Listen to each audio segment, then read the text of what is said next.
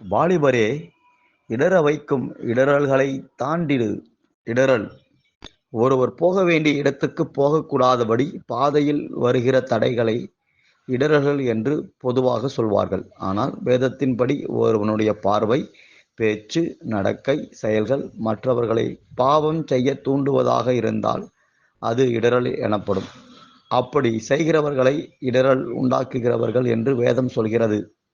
இன்னும் சொல்லப்போனால், பரலோகம் செல்ல ஆயத்தமாகிக் கொண்டிருக்கிறவர்களை நம் நடக்கைகள், செயல்கள் மூலம் பாவம் செய்யத் தூண்டி அவர்களை பரலோகம் செல்ல விடாமல் தடுப்பது.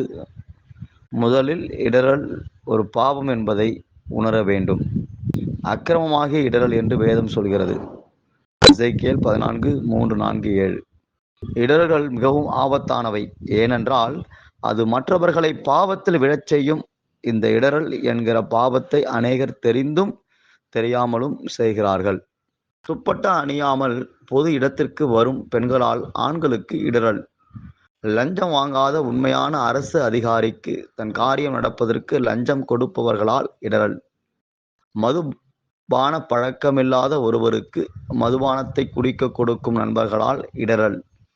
மொபைல் பயன்படுத்தும் போது வருகிற தேவையற்ற ஆபாசமான விளம்பரத்தினால் இடறல். இப்படி அநேக காரியங்களை சொல்லிக்கொண்டே போகலாம்.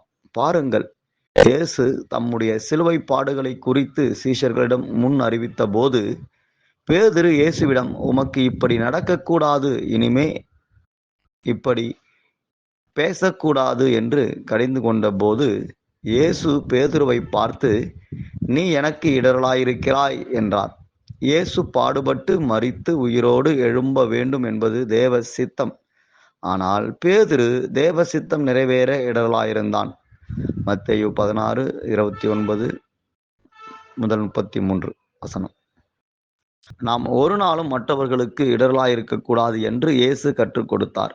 பாருங்கள், இயேசு வாழ்ந்த காலத்தில் ரோமர்கள் ஆட்சி செய்ததால் அந்நியர்கள் மட்டுமல்லாது யூதர்களும் வரி செலுத்த வேண்டிய நிர்பந்தம் இருந்தது. ஆனால் உண்மையில் இஸ்ரேல் நாட்டு பிரஜைகள் வரி செலுத்த அவசியமில்லை. இயேசுவும் யூதரானதால் வரி செலுத்த வேண்டிய அவசியமில்லை. ஆனால் மற்றவர்களுக்கு இடரலாய் இருக்கக்கூடாது என்று இயேசு வரி செலுத்தினார். மத்தேயு 17:24-27. இடரல் நீங்க வேதம் சொல்லும் ஆலோசனை. நாம் வாழும் சமுதாயத்திற்கும் நம்மை சுற்றியுள்ளவர்கள், சபைக்கும் விசுவாசிகள் இடரலற்றவர்களாயிருக்க வேண்டும். 1 கொரிந்தியர் 10:33. உணவில் கூட மற்றவர்களுக்கு இடரல் உண்டாக்கக்கூடாது. ரோமர் 14:20.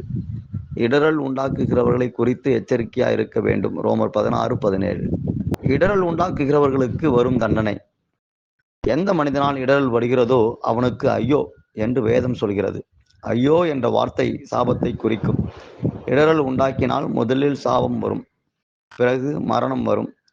பாருங்கள், இஸ்ரவேல் புத்திரர் வனாந்திரத்தில் பிரயாணம் பண்ணும் போது அவர்கள் விக்கிரகத்துக்கு படைக்கப்பட்டதை புசிக்கவும் வேசித்தனம் பண்ணவும் அவர்களை பாவம் செய்ய வைக்க இடரல் உண்டாக்கின பிழையாம் பட்டயத்தினால் மடிந்து போனான். வெளிப்படுத்தல் 2:14. என்னாகமம் 31:8. இந்த இடரல் என்கிற பாவம் நாம் வாழும்போது மட்டும் நமக்கு பாதிப்பை கொண்டு வராமல், நாம் மரித்த பிறகு நம் ஆத்துமாவை நரகத்திற்கு கொண்டு செல்ல வல்லமையுள்ளது.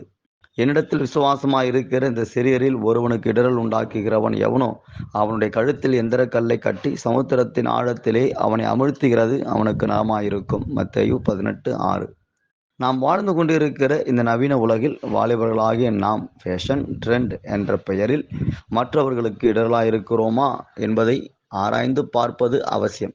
லோ ஹிப் பேண்ட்ஸ் அணிதல், அரைக்குறை மற்றும் டைட்டான உடைகளை அணிதல், டேட்டூ குத்திக் கொள்வது, சினிமா பாடல்கள் கேட்பது, பாடுவது மட்டுமல்லாமல் துணிகரமாக அதை வாட்ஸ்ஆப்பில் ஸ்டேட்டஸ் போடுவது, இன்ஸ்டாவில் ரீல்ஸ் நடிப்பது, தியேட்டர் சென்று படம் பார்ப்பது, சர்ச்சுக்கு தாமதமாக வருவது, ஆராதனை நேரத்தில் மொபைல் போன் உபயோகிப்பது போன்ற காரியங்களை செய்வதன் மூலம் இவர்களே இப்படி நடந்து கொள்ளும் போது நான் செய்தால் என்ன தவறு என்று அநேக நேரங்களில் புதிதாக இயேசுவை ஏற்றுக்கொண்டவர்களையும் விசுவாசத்தில் உறுதியாய் இருப்பவர்களையும் கூட இடறிப்போக நாம் பெரிதும் வழிவகுக்கிறோம்.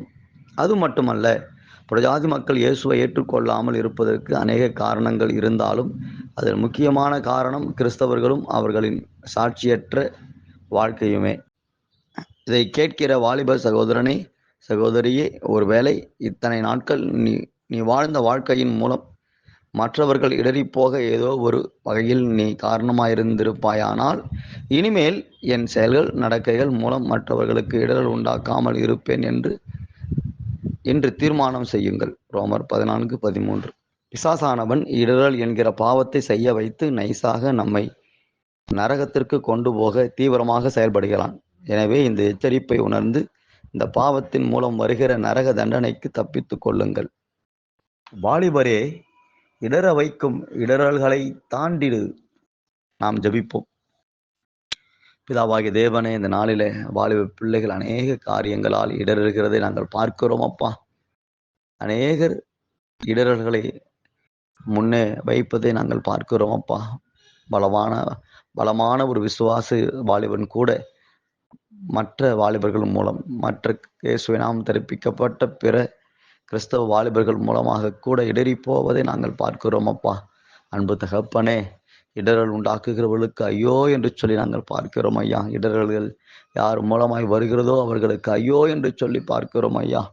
நாங்கள் எங்கள் வாழ்க்கையில வாலிபர்கள் தங்கள் வாழ்க்கையில யாருக்கும் இடரல்களை உண்டாக்காதபடி மற்றவர்களுக்கு முன்மாதிரியாக நிற்க தேவன் அனுக்கிரகம் பண்ணுங்க ஆண்டவரே. அப்பா, அந்த நாட்களில் ஆசாரியர்கள் அப்பா, வேத பாரகர்கள் சொன்னாங்க, அவங்க செய்ய சொன்னாங்க, ஆனால் தாங்கள் செய்யாமல் இருந்தாங்க. அதே போல ஆண்டவரே மற்றவர்களுக்கு தாங்கள் செய்யாத ஒன்றை செய்ய சொல்லி இடர்களை உண்டாக்காதபடிக்கு தாங்கள் செய்கிற மாத்திரம் மற்றவர்களுக்கு அப்பா பிரசங்கிக்க தேவன் ஊழியர்களுக்கும் கூட அனுக்கிரகம் பண்ணுங்க. மூத்தவர்களுக்கும் கூட அனுக்கிரகம் பண்ணுங்க. பெற்றோர்களும் முதியவர்களும் கூட இந்த நாட்களில் வாலிபர்களுக்கு அநேக ஆலோசனை தருவாங்க, அதை செய்யாது இதை செய்யாது என்று சொல்லி. ஆனால் தாங்கள் தங்கள் வாழ்க்கையில் அதை கைப்பற்றாமல் இருப்பாங்க, பின்பற்றாமல் இருப்பாங்க. அப்படி ஒரு சாட்சியற்ற ஒரு ஆலோசனைகளை கொடுக்கிறது அல்ல. தாங்கள் என்ன செய்கிறார்களோ, தங்கள் வாழ்க்கை எப்படிப்பட்ட முன்மாதிரியாக இருக்கிறதோ அதை மாத்திரம் மற்றவர்களுக்கு சொல்ல தேவன் அனுக்கிரகம் பண்ணும்படிக்கு நாங்கள் ஜெபிக்கிறோம் அப்பா. சர்வ வல்லமையுள்ள தேவனே, அனுக்கிரகம் பண்ணும். மகிமையான தேவனே, நீ அனுக்கிரகம் பண்ணும். ஆலோசனை கர்த்தாவே, நீர் அனுக்கிரகம் பண்ணும். சர்வத்திற்கு மேலான தேவனே, நீர் அனுக்கிரகம் பண்ணும் ஐயா. உடைய கரத்துல கொடுக்கிறோம்.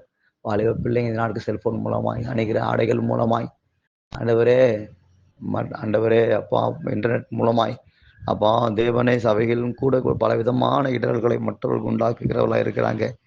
ஆண்டவரே, தாங்களும் கூட மற்றவர்கள் இடராயிராதபடி தங்களை கெடுக்கக்கூடிய இடர்களையும் கூட மேற்கொள்ளத்தக்கதான நாணத்தினால் நிரப்பும்படிக்கு நாங்கள் ஜெபிக்கிறோம். அதே நேரம் வேதத்தில் இடர்கள் வருகிறது நல்லது என்று சொல்லி நாங்கள் பார்க்கிறோம்.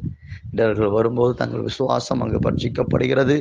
அதன் மூலம் கர்த்தரை நிரூபிக்க, கர்த்தரை நாமத்தை மகிமைப்படுத்த அவர்களுக்கு வாய்ப்பு உண்டாகிறது. எத்தனை சூழ்நிலைகள் இடர்கள் வந்தாலும் அவைகளை மேற்கொண்டு நடக்க அனுக்கிரகம் பண்ணுங்க. அதே வேளையில இடர்கள் உண்டாக்குறவர்களுக்கு ஐயோ என்று பார்க்கிறோம்.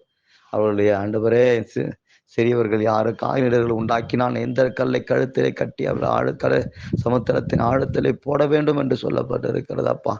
கர்த்தர் மனம் இறங்கி வாலிப ஆண்டவரே, யாருக்கும் இடர்கள் உண்டாக்காதபடி ஆண்டவரே, தாங்களும் ஒரு இடர்களாயிராதபடி கர்த்தருடைய நாமத்திற்கு மகிமையாக சாட்சியாக தங்களால் முடிந்த வரைக்கும் இடர்களற்றவர்களாய் வாழ அனுக்கிரகம் பண்ணுங்க. பரிசுத்த ஆவியான அருள் செய்யும்படிக்கு நாங்கள் கேட்கிறோம்.